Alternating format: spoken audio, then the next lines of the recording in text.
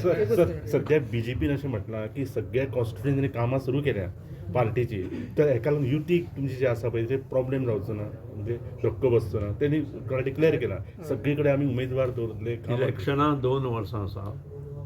2 वर्सांनी सुदीन ढवळीकार आसतलो की ना हें खबर ना. तुमी कितें उलयता?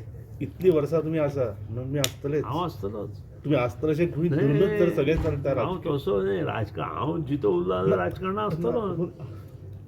तुमचें लक्षांत येना काल म्हजो फ्रेंड पत्रकार, म्हजो फ्रेंड, तुमचो फ्रेंड वरां जावन घरा येयलो खुर्चेर बशिल्लो.